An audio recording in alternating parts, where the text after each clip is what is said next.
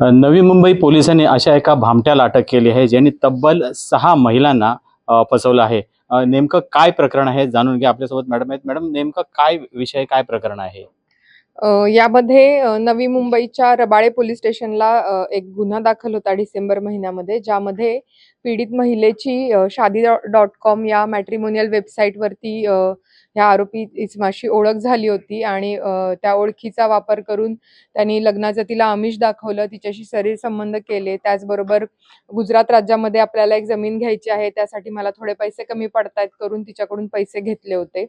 आणि अशा प्रकारची फसवणुकीचा गुन्हा दाखल होता. याचा तपास करत असताना आरोपी नामे आदर्श म्हात्रे आम्ही त्याला अटक केली. त्यानंतर चौकशीमध्ये असं आढळून आलं, की हा म्हणजे आरोपी आहे, याची गुन्हा करण्याची पद्धतच ही आहे, की मॅट्रिमोनियल वेबसाईट्सवरती स्वतःची खोटी माहिती देऊन, खोट्या म्हणजे स्वतः इस्रोमध्ये सायंटिस्ट असल्याचं किंवा PWDमध्ये उच्चपदस्थ अधिकारी असल्याचं प्रोफाईलमध्ये मेन्शन करून आणि महिलांशी ओळख वाढवून त्यांच्याशी लग्न त्यांना करण्याचं आमिष दाखवून शरीर संबंध करून काही बऱ्याच महिलांना त्यांनी आर्थिक फसवणूक केली होती. यामध्ये आतापर्यंत आमच्याकडे 5 गुन्ह्यांचं म्हणजे माहिती आली, की ते उघड झालेले आहेत. त्यामध्ये एकूण 96 लाख रुपयांची आर्थिक फसवणूक झाल्याचं निष्पन्न झालं होतं. म्हणजे मिळालेल्या पैशांचा वापर हा पंचतारांकित हॉटेल्समध्ये राहणं किंवा हाय-फाय लाईफ जगणं, कसिनोमध्ये जुगार खेळणं वगैरे यासाठी करत होता. त्यांनी म्हणजे महिलांना फसवणूक केलेल्या रक्कमेपैकी आम्ही जवळपास 89,40,000 रुपयांची रक्कम हस्तगत केलेली आहे आत्तापर्यंत.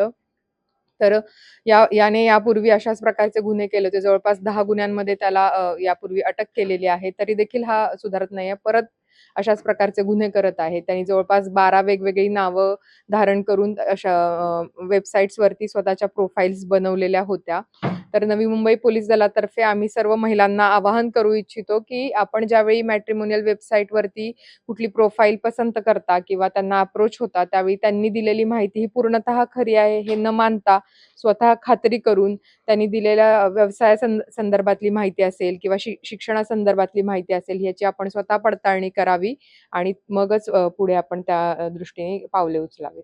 यात त्याच्या भावाला देखील अटक केली असं समजतंय. हो, यामधले त्याचा जो चुलत भाऊ आहे त्याने त्याच्या स्वतःचे अकाउंट त्याला वापरण्यासाठी दिले होते. म्हणजे बऱ्याच महिन्यांनी त्यांच्या अकाउंटवरून पैसे भावाच्या अकाउंटला ट्रान्सफर केलेले होते.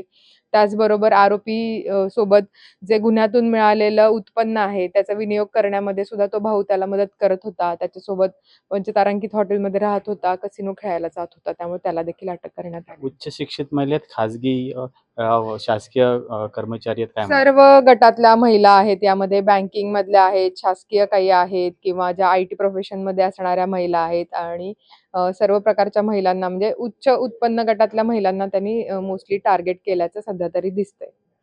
एकूणच पाहता यापूर्वी देखील पोलिसांनी त्या आरोपीला अटक केली होती. मात्र यावेळी तो सुटणार नाही अशा पद्धतीनं पोलीस अधिक तपास करतायत.